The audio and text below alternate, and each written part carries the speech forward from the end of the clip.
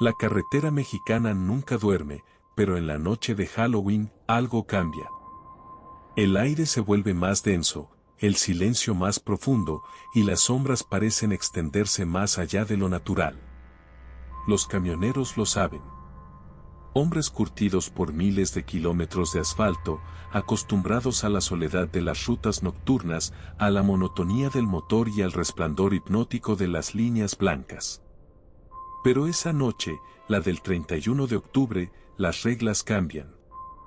Las historias que están a punto de escuchar no son leyendas urbanas ni cuentos para asustar niños.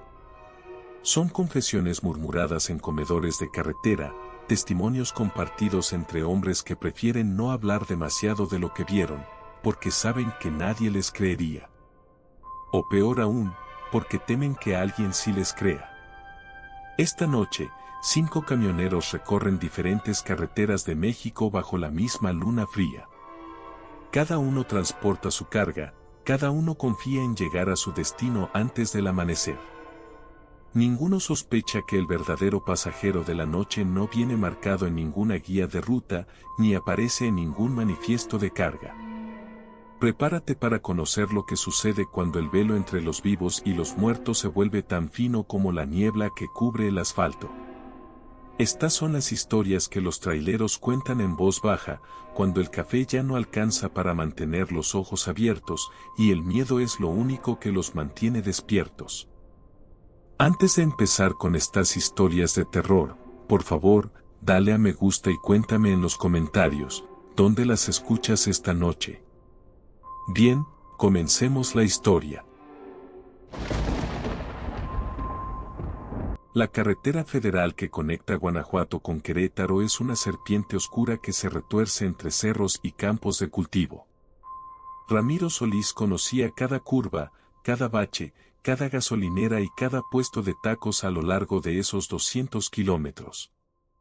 Llevaba 15 años conduciendo la misma ruta, transportando maquinaria pesada desde León hasta la capital y de regreso con lo que fuera necesario. Era un trabajo monótono pero honesto, y Ramiro lo prefería así. Sin sorpresas, sin complicaciones. Pero la noche de Halloween del 2023, la monotonía se rompió de una manera que nunca olvidaría. Eran las 11:15 de la noche cuando vio la figura al costado del camino. La niebla había comenzado a levantarse poco después de San Miguel de Allende, una bruma espesa que flotaba a ras del suelo y convertía los árboles en sombras fantasmales. Ramiro había reducido la velocidad, confiando más en sus luces de niebla que en las altas, cuando sus faros iluminaron al joven. Estaba parado junto al guardarraíl, con el pulgar levantado en el gesto universal de quien pide aventón.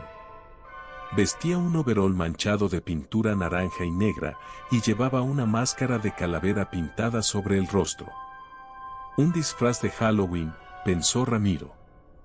Probablemente salía de alguna fiesta en el pueblo y necesitaba llegar a casa. Normalmente, Ramiro no recogía pasajeros.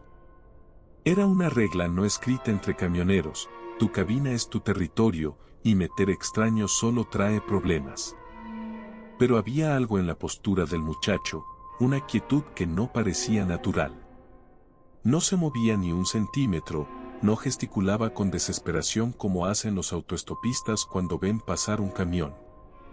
Simplemente estaba ahí, con el brazo levantado, mirando directamente hacia los faros. Algo en esa imagen hizo que Ramiro sintiera una punzada de incomodidad, pero también de compasión. Era Halloween, después de todo. Tal vez el chico había bebido demasiado y sus amigos lo habían abandonado. Sería cruel dejarlo en medio de la nada con esa niebla. Ramiro presionó el freno de aire y el tráiler se detuvo con un siseo prolongado. Bajó la ventanilla del lado del copiloto y gritó hacia atrás. El joven caminó hacia el camión con pasos medidos, sin apuro. Cuando llegó a la puerta, Ramiro pudo verlo mejor. La máscara era inquietantemente realista, con cuencas negras profundas y una sonrisa dentada pintada con precisión. Debajo del overol, el muchacho era delgado, casi frágil. No podía tener más de 20 años. Abrió la puerta y subió sin decir palabra, acomodándose en el asiento del copiloto con un movimiento fluido. Olía a tierra húmeda y a algo dulzón, como calabaza asada. Ramiro esperó a que el joven dijera algo, pero este solo se quedó mirando hacia adelante, con las manos sobre las rodillas.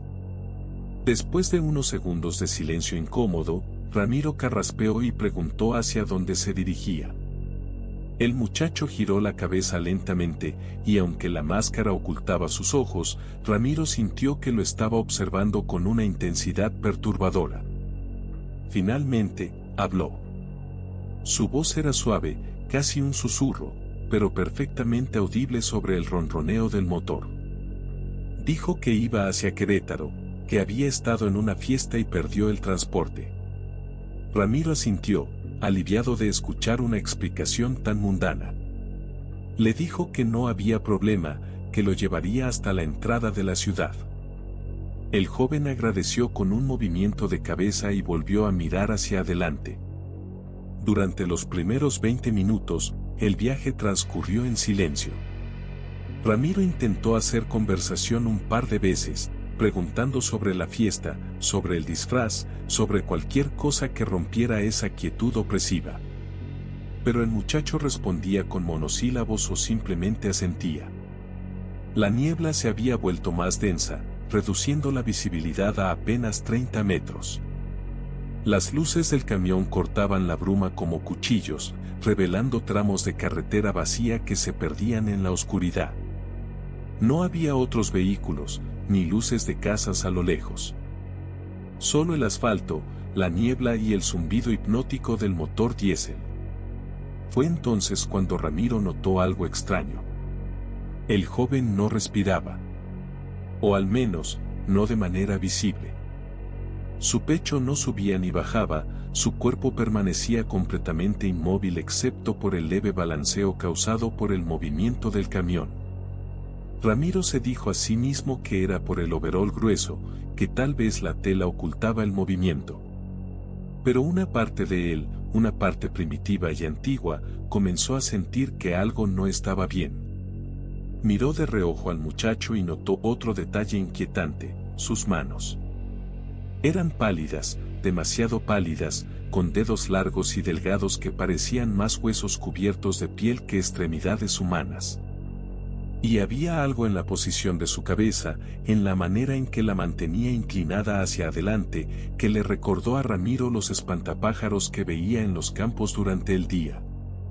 El silencio se volvió insoportable. Ramiro encendió la radio, buscando alguna estación que transmitiera música o noticias. Solo encontró estática, un crepitar sordo que parecía latir al ritmo de su propio corazón acelerado. Apagó la radio y carraspeó nuevamente, tratando de sonar casual. Preguntó al joven si tenía familia esperándolo en Querétaro. El muchacho no respondió de inmediato. Dejó pasar varios segundos, quizás un minuto completo, antes de hablar. Cuando lo hizo, su voz sonó diferente. Más hueca, como si viniera de muy lejos o de muy adentro. Dijo que sí, que alguien lo esperaba. Siempre había alguien esperándolo. Ramiro sintió un escalofrío recorrer su columna vertebral. No sabía por qué, pero esa respuesta lo había llenado de un terror inexplicable. Decidió que era suficiente. Inventaría alguna excusa, diría que necesitaba revisar los amarres de la carga o comprobar la presión de los neumáticos. Cualquier cosa para detener el camión y hacer que el joven se bajara. Había un área de descanso unos kilómetros adelante, un pequeño claro con un par de bancas y contenedores de basura. Conduciría hasta allí, fingiría revisar algo y luego le diría al muchacho que ya no podía llevarlo más lejos. Era una mentira débil, pero mejor eso que seguir sintiendo esa presencia antinatural a su lado. La niebla pareció espesarse aún más mientras se acercaban al área de descanso, como si la carretera estuviera descendiendo hacia algún lugar más profundo y más oscuro. Cuando Ramiro desvió el camión hacia el claro, el joven giró la cabeza hacia él por primera vez desde que subió. La máscara de calavera lo miraba fijamente, esas cuencas vacías parecían tragarse la luz de la cabina. Ramiro evitó el contacto visual y murmuró algo sobre necesitar revisar los amarres. El joven no dijo nada. Simplemente volvió a mirar hacia adelante mientras el camión se detenía con otro siseo del freno de aire. Ramiro apagó el motor y el silencio que siguió fue absoluto. Ni siquiera se escuchaba el viento. Solo su propia respiración agitada y el latido furioso de su corazón. Le dijo al muchacho que esperara un momento, que volvería enseguida. El joven asintió lentamente, sin quitar la vista del parabrisas cubierto de niebla. Ramiro bajó del camión y sintió el aire frío golpear su rostro como una bofetada. La niebla era tan densa que apenas podía ver la parte trasera del tráiler. Caminó hacia atrás, fingiendo inspeccionar las correas que sujetaban la maquinaria. Sus manos temblaban mientras pasaba los dedos sobre el metal frío. Se tomó su tiempo, respirando profundo, tratando de calmarse. Estaba siendo ridículo, se dijo. Era solo un muchacho con un disfraz espeluznante. Nada más. Pero cuando finalmente reunió el coraje para regresar a la cabina y pedirle que se bajara, algo lo detuvo. Un sonido. O más bien, la ausencia de sonido. El camión estaba completamente silencioso. Demasiado silencioso. Se acercó a la puerta del conductor y miró hacia adentro a través de la ventanilla. El asiento del copiloto estaba vacío. Ramiro parpadeó, confundido. Abrió la puerta y subió rápidamente, encendiendo la luz interior de la cabina. El muchacho no estaba. No había dejado ningún rastro, ninguna marca en el asiento, ningún olor a tierra húmeda. Era como si nunca hubiera estado allí. Pero en el centro del asiento del copiloto, perfectamente colocada, reposaba una calabaza. No era grande, quizás del tamaño de un melón pequeño, y estaba tallada con una cara grotesca, ojos triangulares, nariz puntiaguda y una sonrisa irregular que mostraba dientes afilados. Y dentro de la calabaza, ardía una vela. La llama parpadeaba suavemente, proyectando sombras danzantes sobre el techo de la cabina. Ramiro se quedó paralizado, mirando la calabaza con una mezcla de horror y fascinación. No había manera de que el muchacho hubiera salido sin que él lo notara. La única puerta estaba del lado del conductor, y Ramiro habría visto u oído si alguien bajaba. Además, la calabaza no había estado ahí cuando él salió del camión. De eso estaba completamente seguro. Con manos temblorosas, extendió el brazo hacia la calabaza, pero se detuvo antes de tocarla. Algo le decía que no debía hacerlo, que si la tocaba, algo terrible sucedería. En cambio, la empujó con cuidado usando su chaqueta, deslizándola hacia la orilla del asiento. La calabaza se movió fácilmente, la vela dentro continuó ardiendo sin apagarse. Tomó la calabaza envuelta en su chaqueta y bajó del camión. La niebla parecía haberse alejado ligeramente, formando un círculo alrededor del área de descanso. Ramiro caminó hacia los contenedores de basura, decidido a deshacerse de esa cosa maldita. Pero cuando estaba a punto de arrojarla, la vela se apagó. En ese instante, escuchó una risa. Suave, infantil, como la de un niño jugando a las escondidas. Venía de todas partes y de ninguna. Ramiro soltó la calabaza y corrió de regreso al camión, su corazón latiendo tan fuerte que pensó que explotaría. Subió, cerró la puerta con seguro y encendió el motor con dedos torpes. Las luces del camión iluminaron el área de descanso, y por un segundo, juró que vio una figura parada junto a los contenedores. Una silueta delgada con una máscara de calavera, levantando el pulgar en el gesto de quien pide aventón. No miró atrás. Pisó el acelerador y el tráiler salió del claro con un rugido, las llantas chirriando sobre el asfalto húmedo. Condujo sin detenerse hasta Querétaro, ignorando las señales de fatiga, ignorando la necesidad de descansar. Solo cuando vio las primeras luces de la ciudad, cuando el sol comenzó a teñir el horizonte de tonos naranjas y rosados, permitió que sus músculos se relajaran. Nunca volvió a conducir en Halloween. Y nunca, jamás, recogió otro pasajero en esa carretera. Porque Ramiro Solís sabía la verdad. Había transportado algo esa noche, pero no era humano. Y la calabaza que dejó atrás seguía ardiendo en algún lugar de la niebla, esperando al próximo camionero que pasara por allí el 31 de octubre. El desierto de Sonora es un lugar que devora la esperanza. Kilómetros de arena, cactus retorcidos y un calor que durante el día puede matar a un hombre en horas. Pero de noche, el desierto se transforma. El calor da paso a un frío cortante, y el silencio se vuelve tan profundo que puedes escuchar tu propia sangre circular.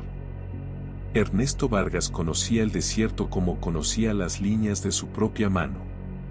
Había conducido la ruta entre Hermosillo y Nogales durante 20 años, transportando productos refrigerados, principalmente carne y verduras congeladas. Era un trabajo que exigía precisión y puntualidad, porque un retraso significaba mercancía arruinada y dinero perdido. Pero esa noche de Halloween, Ernesto aprendió que hay cosas peores que perder dinero. Había salido de Hermosillo a las 7 de la tarde, con la intención de llegar a Nogales antes de la medianoche. El tráiler iba cargado con pallets de carne congelada destinada a restaurantes del otro lado de la frontera. Todo iba según lo planeado hasta que, a mitad de camino, el indicador de combustible comenzó a parpadear. Ernesto maldijo en voz baja. Estaba seguro de haber llenado el tanque antes de salir, pero el indicador no mentía. Estaba casi vacío. Tal vez tenía una fuga, o quizás el medidor estaba fallando. De cualquier manera, necesitaba combustible urgentemente. Revisó su GPS buscando la gasolinera más cercana. Había una estación a unos 15 kilómetros, justo antes de un pequeño pueblo llamado El Jaral. Nunca había parado ahí antes, pero no tenía opción. La carretera estaba completamente vacía. Era como si él fuera el único ser vivo en todo el desierto. La luna llena colgaba baja en el cielo, tan grande y naranja que parecía una calabaza gigante suspendida sobre las montañas distantes. Ernesto encendió la radio, pero solo encontró estática y fragmentos de canciones en inglés que se desvanecían entre interferencias. Apagó la radio y continuó conduciendo en silencio, sus ojos fijos en las líneas blancas que dividían la oscuridad. El indicador de combustible seguía bajando, ahora marcando la reserva. Sudor frío comenzó a acumularse en su frente. Si se quedaba sin combustible en medio del desierto, estaría en serios problemas. Finalmente, vio las luces. Primero como un resplandor difuso en la distancia, luego como puntos definidos de luz naranja y amarilla. La gasolinera apareció como un oasis en medio de la nada, sus letreros brillantes cortando la oscuridad del desierto. Pero había algo extraño en ella. Estaba decorada para Halloween, lo cual no era inusual, pero la cantidad y el estilo de las decoraciones era excesivo. Había calabazas por todas partes, grandes, pequeñas, talladas, pintadas, colgando de cuerdas, apiladas junto a las bombas. Luces naranjas parpadeaban alrededor del edificio principal y esqueletos de plástico colgaban de los postes. Parecía más una atracción de parque de diversiones que una estación de servicio en medio del desierto. Ernesto detuvo el camión frente a una de las bombas y apagó el motor. El silencio que siguió fue inquietante. No había viento, ni sonido de insectos, ni el zumbido de los transformadores eléctricos. Solo silencio. Bajó del camión y miró alrededor. La gasolinera estaba desierta. No había otros vehículos, ni empleados visibles, ni señales de vida. Las puertas de la tienda estaban cerradas, pero las luces dentro estaban encendidas. Ernesto se acercó a la bomba y trató de activarla, pero la pantalla digital estaba muerta. Probó con otra bomba. Mismo resultado.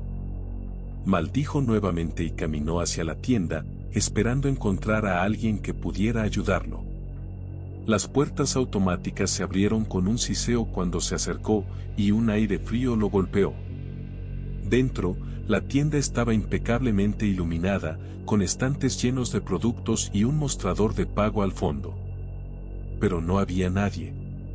Ernesto llamó en voz alta, preguntando si había alguien allí. Su voz resonó en el espacio vacío, devolviéndole solo su propio eco. Caminó entre los pasillos, notando que los productos parecían viejos, polvorientos. Las etiquetas de precios estaban descoloridas y algunas de las marcas no las reconocía. Parecían de décadas atrás. Llegó hasta el mostrador y tocó la campanilla que estaba junto a la caja registradora. El sonido fue sorprendentemente fuerte, casi violento en el silencio. Esperó, pero nadie apareció.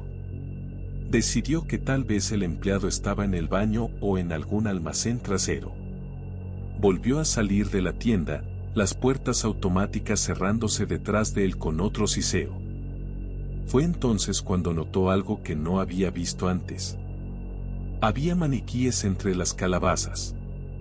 Figuras de tamaño real vestidas con ropa de trabajo, posicionadas como si fueran empleados.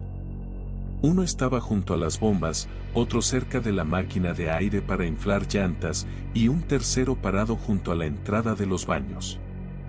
Eran maniquíes baratos, del tipo que se encuentra en tiendas de segunda mano, con rostros pintados de manera tosca y posturas rígidas.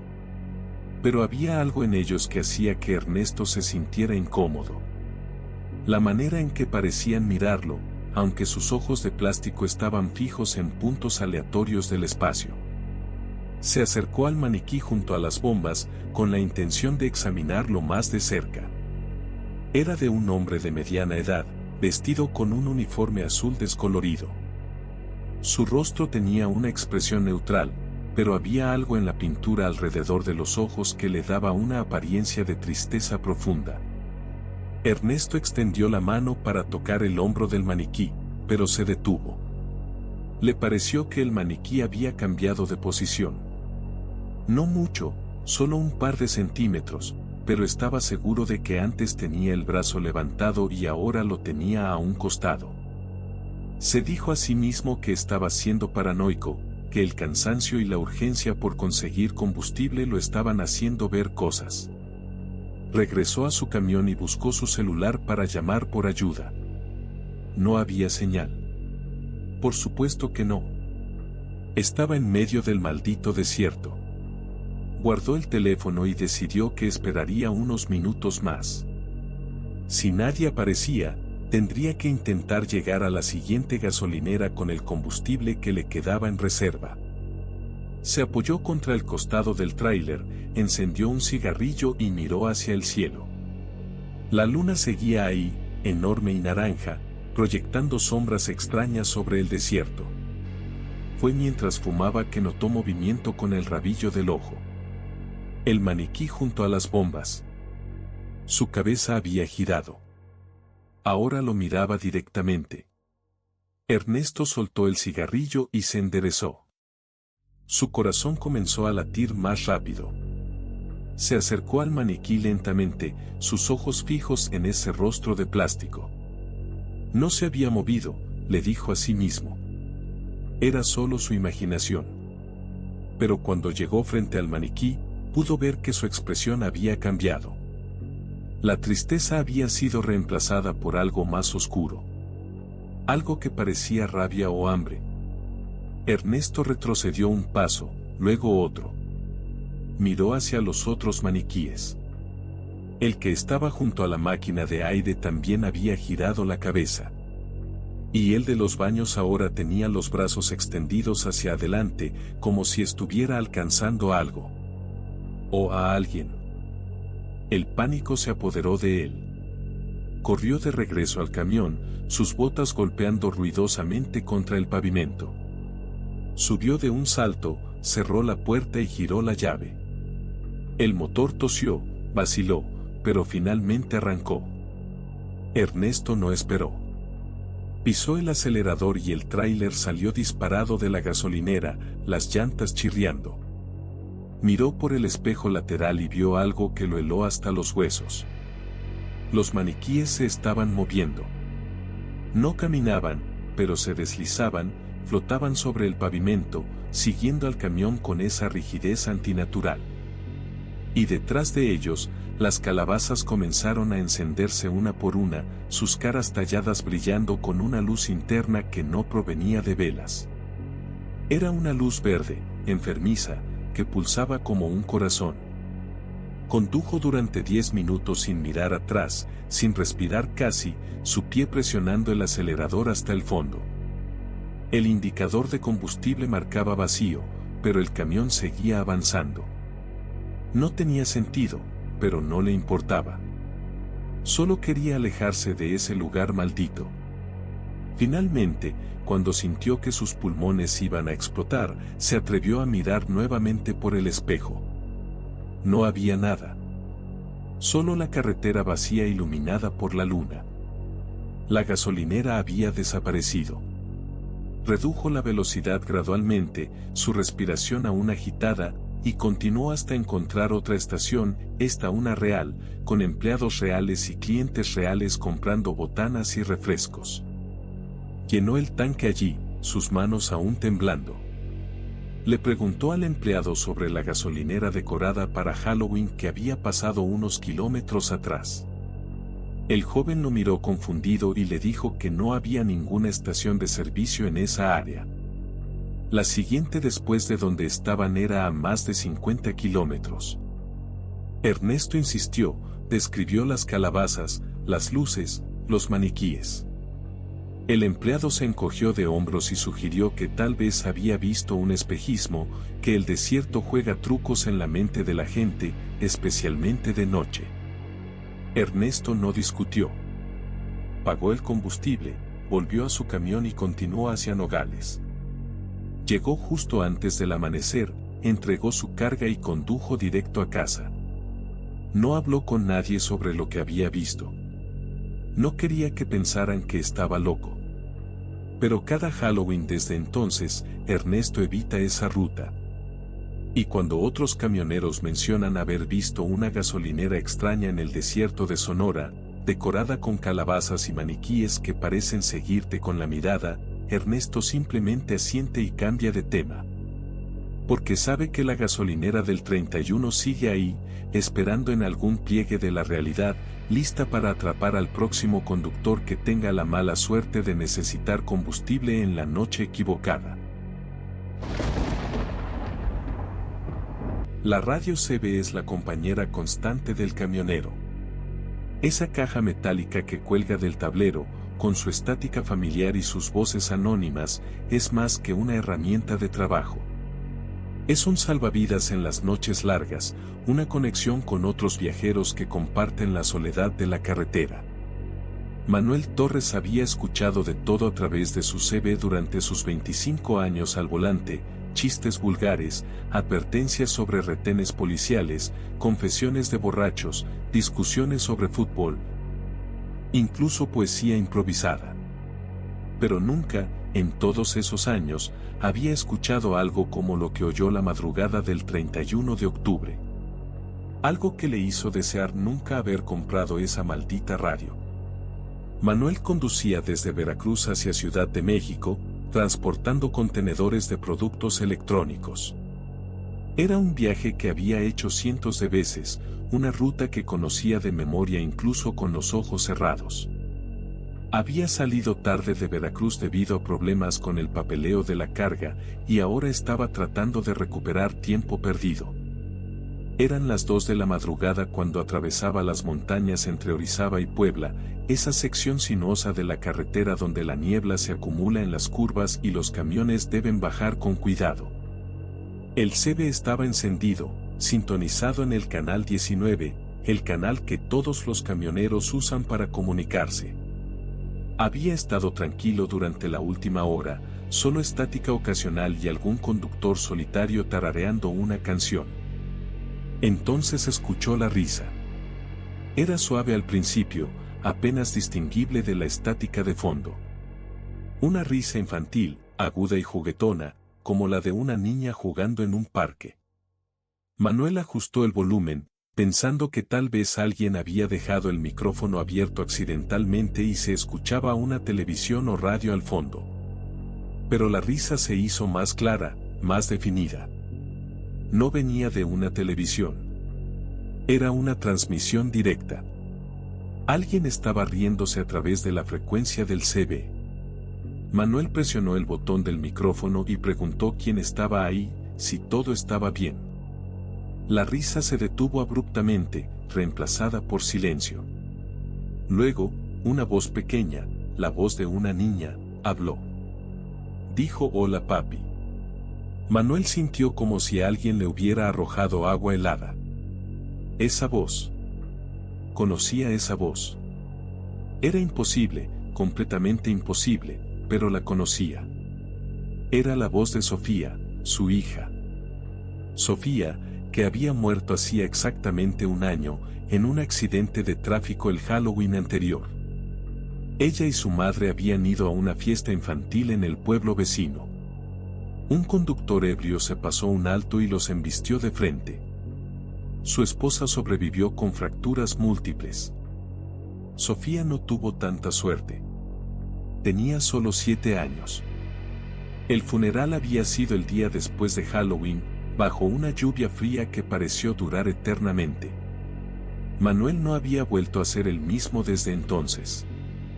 Su matrimonio se había desmoronado bajo el peso del dolor y ahora pasaba todo su tiempo en la carretera, huyendo de los recuerdos. Con manos temblorosas, levantó el micrófono y preguntó quién estaba haciendo eso, quién pensaba que era gracioso jugar bromas tan crueles. Pero la voz volvió, más clara esta vez. «Papi, ¿dónde estás? Te extraño. Quiero ir a casa». Manuel tuvo que detenerse. Desvió el camión hacia el acotamiento y lo dejó en punto muerto, su respiración entrecortada. Esto no estaba pasando. No podía estar pasando. Alguien había hackeado la frecuencia, o tal vez estaba teniendo un colapso nervioso. Pero la voz sonaba tan real, tan idéntica a la de Sofía. Recordaba cada inflexión, cada pequeña peculiaridad en la manera en que ella pronunciaba las palabras. Y esta voz las reproducía perfectamente. Apagó la radio. El silencio en la cabina fue absoluto. Manuel cerró los ojos y trató de controlar su respiración.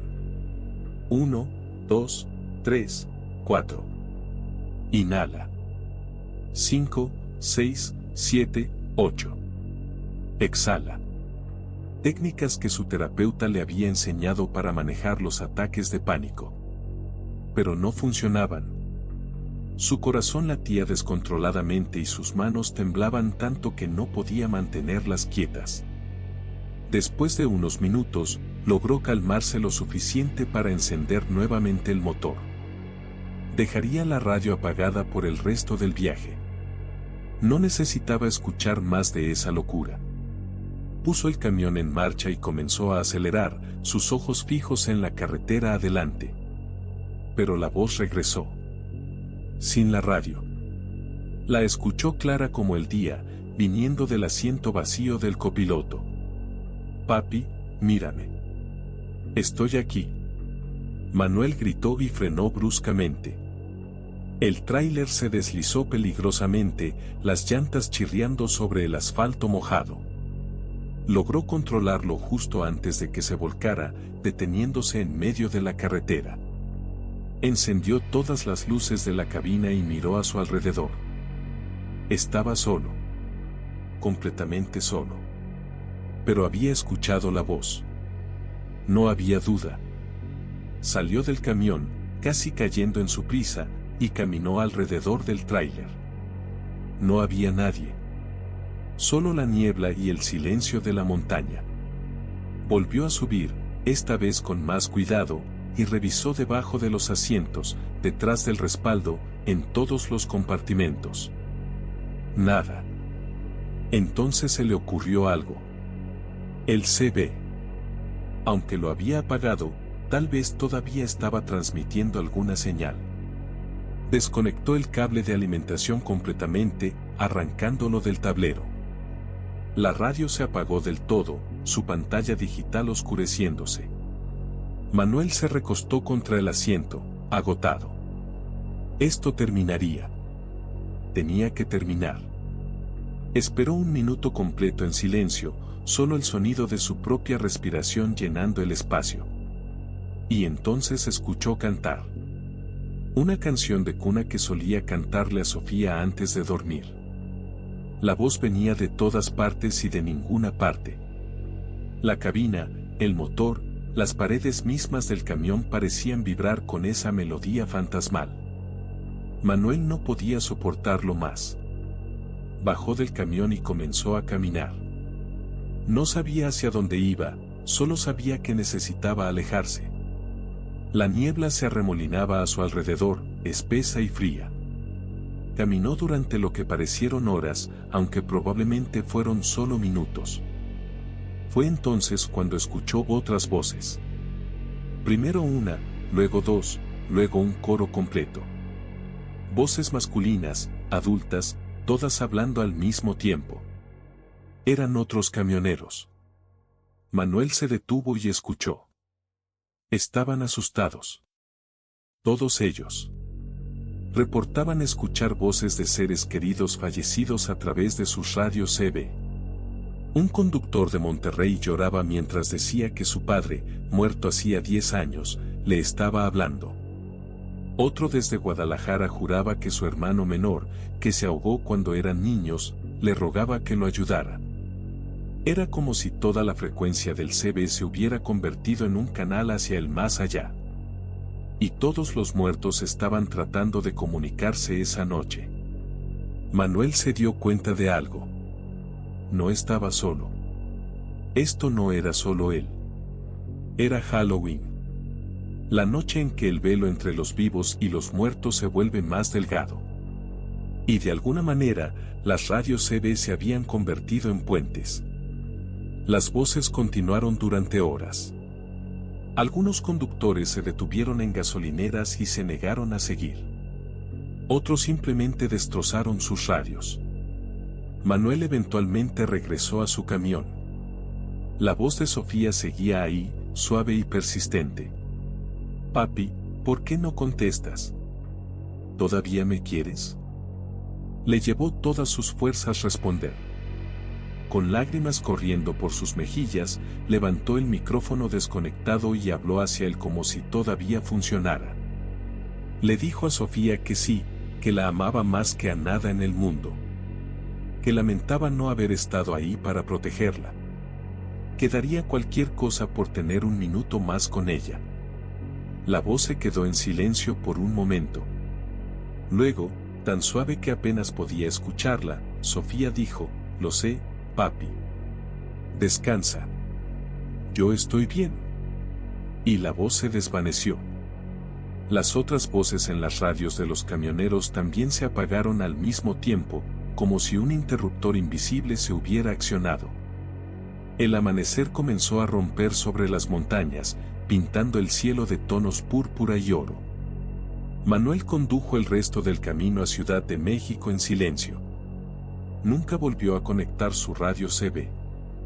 Algunos dicen que las voces regresan cada Halloween, tratando de alcanzar a sus seres queridos a través de la estática.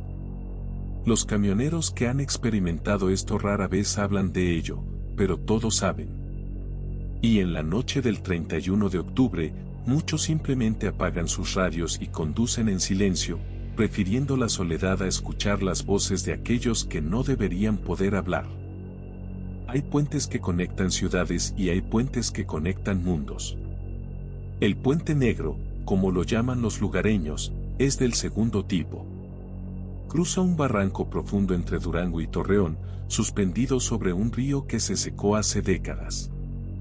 Es una estructura vieja, construida en los años 50, con vigas de acero oxidado y un pavimento agrietado que hace que los camiones vibren violentamente al cruzarlo.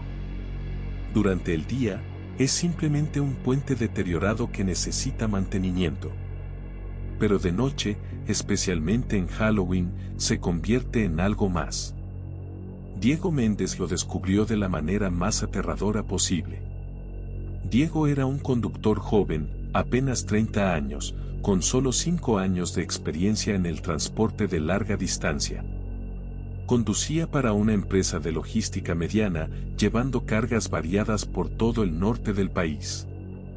Esa noche transportaba repuestos automotrices desde Durango hacia Torreón, un viaje relativamente corto que debería tomarle menos de 3 horas. Había escuchado historias sobre el Puente Negro, por supuesto. Todos los camioneros las conocían. Pero Diego era escéptico por naturaleza. No creía en fantasmas ni en maldiciones. Creía en la física, en la mecánica, en cosas que podía ver y tocar. Las historias sobre el puente eran solo eso, historias inventadas por conductores aburridos para asustar a los novatos. Eran las 11 de la noche cuando se acercó al puente. La luna estaba oculta detrás de nubes espesas, y la única luz provenía de los faros de su camión. El barranco a ambos lados de la carretera era una oscuridad absoluta, un abismo que parecía no tener fondo. Diego redujo la velocidad mientras se aproximaba a la estructura. El puente se extendía ante él, sus barandillas metálicas apenas visibles en la penumbra. No había luces en el puente mismo, solo la carretera gris y desgastada que desaparecía en la noche. Diego cambió a una marcha más baja y comenzó a cruzar, sintiendo las vibraciones familiares mientras las llantas rodaban sobre el pavimento irregular. Fue cuando estaba a mitad del puente que lo vio. En el parabrisas, como si estuviera superpuesto sobre el vidrio, apareció un reflejo. No era su propio reflejo, eso lo supo de inmediato. Era otro camión, idéntico al suyo, avanzando en dirección opuesta. Pero no había ningún camión en la carretera. Diego parpadeó y miró hacia adelante. El puente estaba vacío. Miró nuevamente el parabrisas y el reflejo seguía ahí, acercándose cada vez más. Podía ver al conductor del otro camión con claridad perturbadora. Era el mismo. Una copia exacta de Diego, con la misma camisa a cuadros, la misma gorra de béisbol, la misma expresión de concentración. Pero había algo mal en ese reflejo. Los ojos del otro Diego estaban completamente negros, sin blancos ni pupilas, solo vacío. Diego sintió que su estómago se contraía. Soltó el acelerador instintivamente, dejando que el camión redujera velocidad. El reflejo también desaceleró, manteniéndose perfectamente sincronizado. Era como si estuviera mirando a través de un espejo, excepto que el espejo mostraba algo que no debería existir. Trató de razonar consigo mismo. Era solo un truco de la luz, una ilusión óptica causada por la fatiga y la oscuridad. Pero la imagen era demasiado clara, demasiado detallada para ser una simple ilusión. Podía ver cada arruga en la camisa del reflejo, cada hebra de cabello bajo la gorra. Y esos ojos negros lo miraban directamente, sin parpadear, sin desviar la mirada. El miedo comenzó a trepar por su columna vertebral. Diego aceleró nuevamente, queriendo salir del puente lo más rápido posible. El reflejo aceleró también. Ahora estaban más cerca, tanto que Diego podía ver la expresión del otro conductor cambiar. La boca se abrió lentamente, demasiado lentamente, revelando dientes que parecían más largos de lo normal. Y entonces el reflejo habló. No a través de la radio o de algún altavoz. La voz vino directamente del parabrisas, vibrando a través del vidrio. Dijo solo 2 palabras: no llegarás. La voz era exactamente igual a la de Diego, pero hueca, como un eco de un eco. Diego pisó el acelerador a fondo. El camión se sacudió violentamente mientras ganaba velocidad sobre el puente desigual. Podía ver el final de la estructura aproximándose, apenas a 100 metros. Pero el reflejo se mantuvo con él, ese otro camión fantasmal avanzando en dirección opuesta. Y ahora Diego podía ver que detrás del reflejo, en el asiento trasero de esa cabina imposible, había figuras. Sombras oscuras con formas casi humanas, moviéndose y retorciéndose. Una de ellas levantó lo que parecía ser una mano y la presionó contra el parabrisas desde dentro del reflejo. La huella quedó marcada en el vidrio real, en el parabrisas de Diego, como si algo tangible hubiera tocado la superficie. 30 metros para el final del puente. El reflejo estaba justo frente a él ahora, tan cerca que Diego podía ver su propia expresión de terror reflejada en esos ojos negros. Las sombras en el asiento trasero se habían multiplicado, llenando todo el espacio detrás del conductor fantasma. Y todas se estaban moviendo hacia adelante, como si quisieran salir del reflejo y entrar en el mundo real. Diego cerró los ojos un segundo antes de salir del puente, una reacción instintiva de puro pánico. Sintió el cambio en el sonido cuando las llantas pasaron del metal al concreto, el puente quedando atrás. Abrió los ojos y miró el parabrisas. El reflejo había desaparecido. Pero la huella de mano todavía estaba ahí. Marcada en el vidrio como si alguien con dedos helados hubiera presionado desde el otro lado. Diego se detuvo en el acotamiento apenas salió del puente y bajó del camión con piernas temblorosas. Caminó alrededor del vehículo, verificando que todo estuviera en orden. Luego regresó y examinó el parabrisas desde afuera.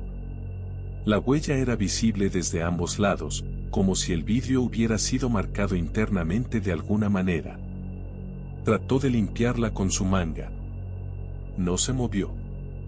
Usó líquido limpiador y un trapo. La marca permaneció, perfectamente preservada.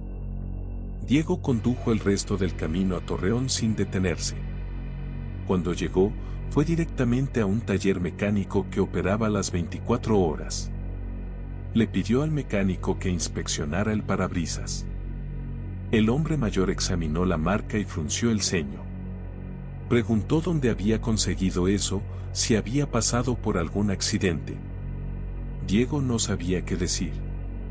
Finalmente admitió que había cruzado el puente negro alrededor de la medianoche.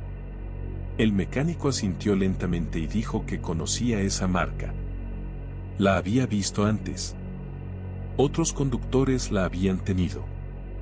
Algunos intentaron reemplazar el parabrisas, pero la marca siempre reaparecía. Era una señal, explicó el viejo. Una advertencia de que había sido visto por lo que vivía en el puente. Cuando Diego preguntó qué significaba eso, el mecánico se encogió de hombros. Dijo que algunos de los conductores que tenían esa marca habían muerto en accidentes. Otros simplemente desaparecieron. Sus camiones fueron encontrados abandonados al lado de carreteras remotas, sin señales del conductor. Pero también había algunos que siguieron viviendo, que continuaron conduciendo durante años sin consecuencias. Nadie sabía qué determinaba el destino de cada uno. El mecánico sugirió que Diego evitara conducir solo de noche, especialmente en Halloween.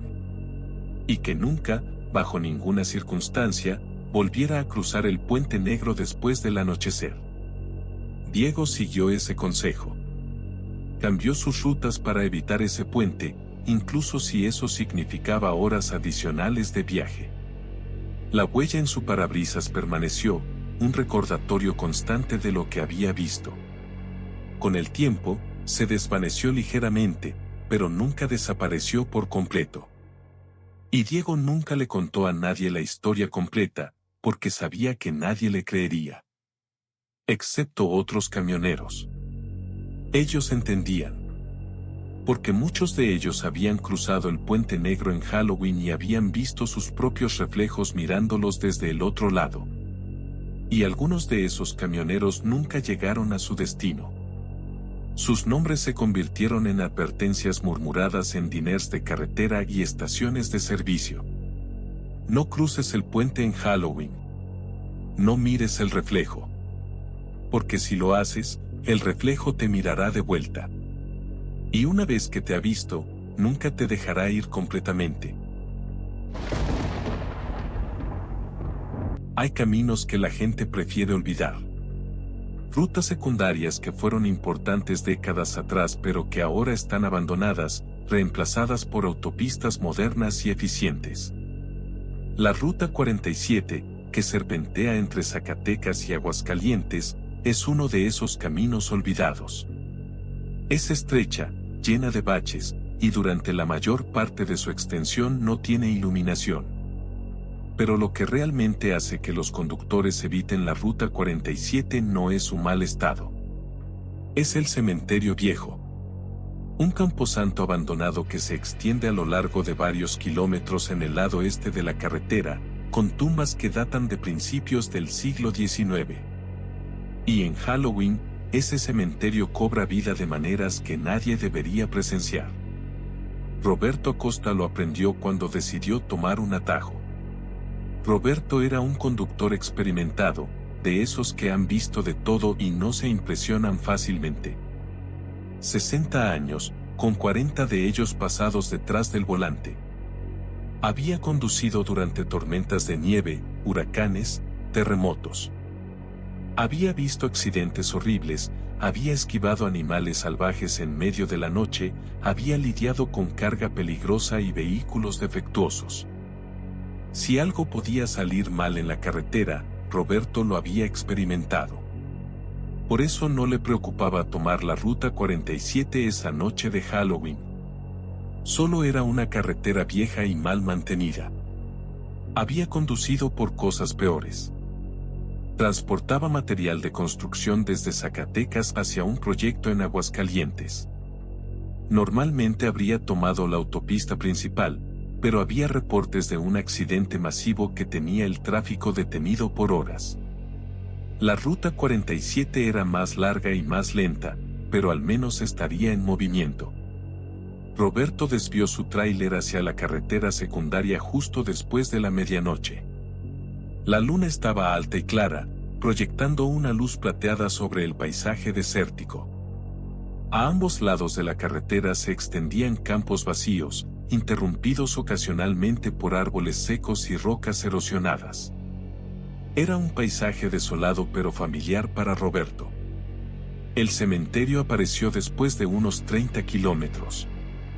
Primero como una hilera de cruces blancas que brillaban a la luz de la luna, luego como un mar de lápidas y mausoleos que se extendía hasta donde alcanzaba la vista. La Ruta 47 corría paralela al cementerio durante casi 10 kilómetros, una distancia inusualmente larga. Roberto había pasado por ahí antes, durante el día, y recordaba haber pensado que era extraño que alguien hubiera decidido construir un cementerio tan grande en medio de la nada. Pero de noche, bajo la luz lunar, el lugar adquiría una cualidad diferente. Las sombras entre las tumbas parecían más profundas, más oscuras de lo que deberían ser naturalmente. Roberto encendió un cigarrillo y ajustó el espejo retrovisor. Fue entonces cuando notó algo extraño. En la distancia, detrás de él, vio luces. Luces de freno. Rojas y brillantes, como si hubiera un camión detenido en medio de la carretera. Pero Roberto no había visto ningún vehículo cuando pasó por ese tramo. Miró más detenidamente y las luces parpadearon, luego se apagaron. Frunció el ceño pero continuó conduciendo. Probablemente era otro conductor que también había tomado el atajo. Pero las luces volvieron a aparecer, esta vez más cerca. Y ahora Roberto podía distinguir la silueta. Era definitivamente un camión, un tráiler grande como el suyo. Pero había algo en la manera en que se movía que no parecía natural. No aceleraba suavemente como lo haría un vehículo normal. Aparecía en un punto y luego, un segundo después, estaba mucho más cerca, como si se teletransportara en intervalos. Roberto redujo la velocidad, pensando que tal vez el otro conductor necesitaba adelantarlo. Pero el camión fantasma no lo pasó. Simplemente se mantuvo detrás, a una distancia constante de unos 50 metros. Roberto miró hacia el cementerio y vio más luces. Cientos de ellas.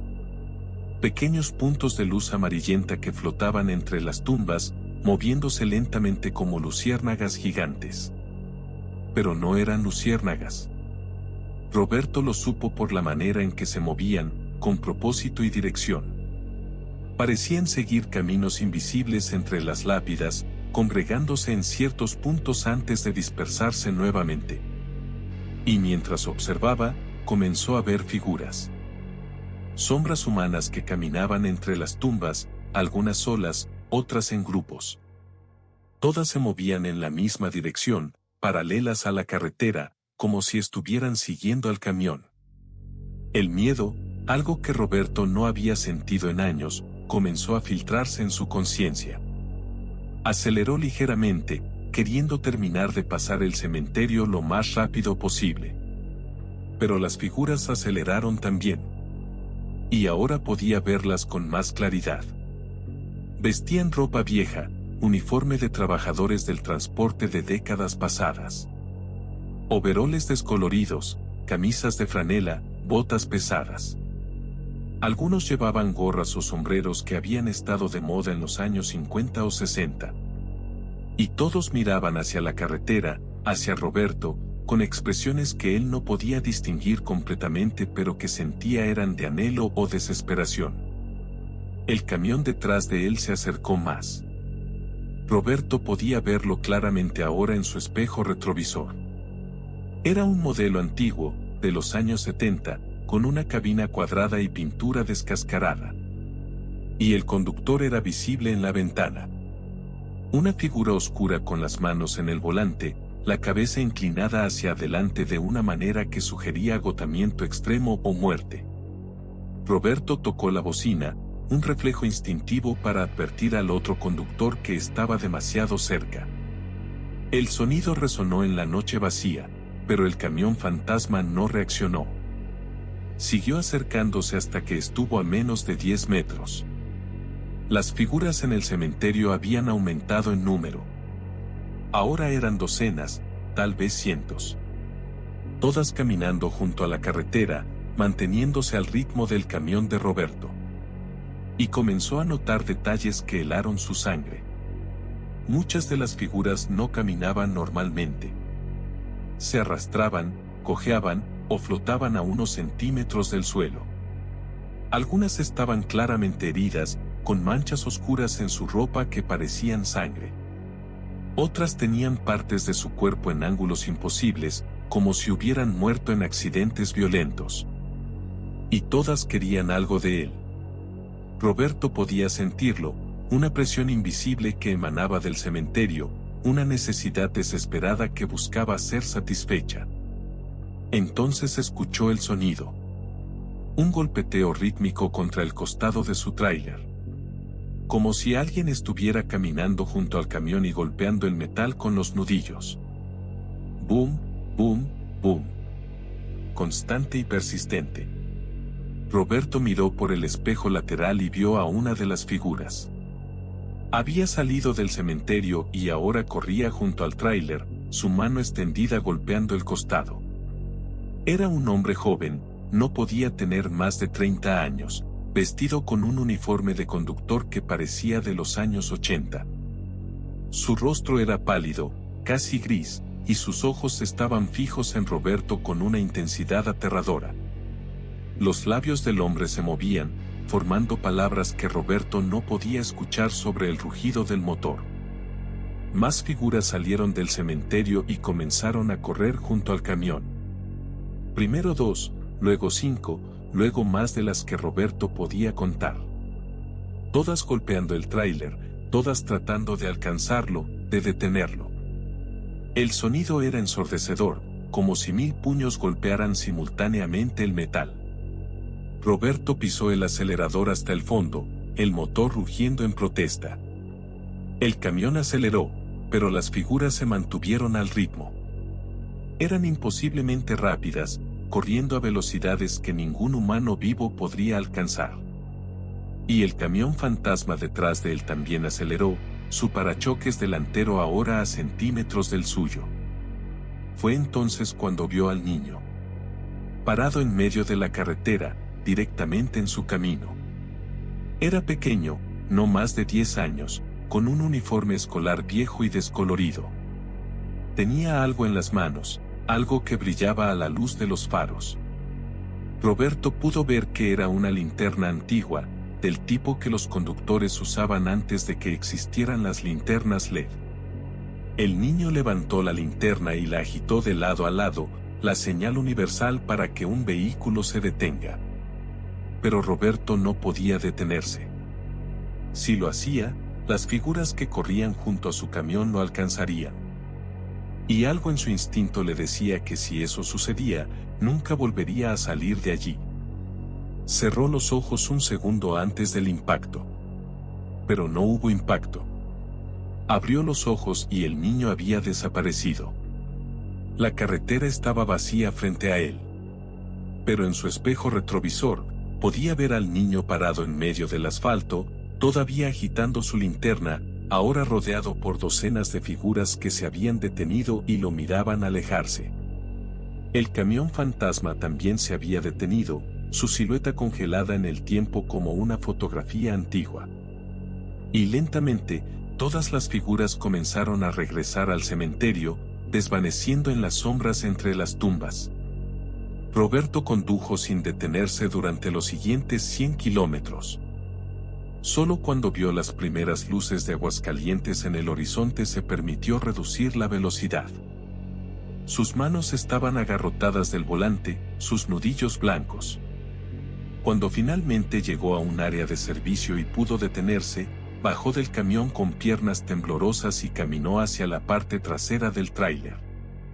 Los costados estaban cubiertos de marcas. Cientos de huellas de manos, impresas en el metal como si hubieran sido quemadas allí. Eran de diferentes tamaños, algunas grandes y masculinas, otras pequeñas como de niño. Y todas estaban heladas al tacto, tan frías que Roberto tuvo que retirar su mano rápidamente. Le llevó días limpiar las marcas, y algunas nunca se fueron completamente. Quedaron como sombras fantasmales en el metal, recordatorios de esa noche. Roberto nunca volvió a tomar la Ruta 47, especialmente no en Halloween. Y cuando otros conductores le preguntaban sobre las marcas extrañas en su tráiler, simplemente decía que había pasado por una tormenta de granizo particularmente severa. Pero los camioneros más viejos, los que habían estado en el negocio el tiempo suficiente para conocer las historias, miraban las marcas y asentían en silencio. Sabían de dónde venían. Porque el cementerio viejo no era solo un lugar de descanso para los muertos. Era una estación de paso, una parada en un viaje que nunca termina. Los conductores que están enterrados allí murieron en la carretera, lejos de sus hogares, lejos de sus familias. Y cada Halloween, cuando el velo entre los mundos se adelgaza, intentan terminar ese último viaje. Buscan a otros conductores, tratando de acompañarlos, de unirse a ellos en la carretera que amaban y temían en igual medida. No son malignos, según dicen las historias. Solo están perdidos. Atrapados entre la vida que dejaron y el destino que nunca alcanzaron. Y seguirán caminando por ese cementerio, esperando su oportunidad, hasta que finalmente encuentren la paz. O hasta que cada conductor de México conozca la advertencia: nunca pases por la ruta del cementerio viejo en la noche de Halloween. Porque los muertos todavía tienen entregas que hacer, y buscan compañía para el camino eterno.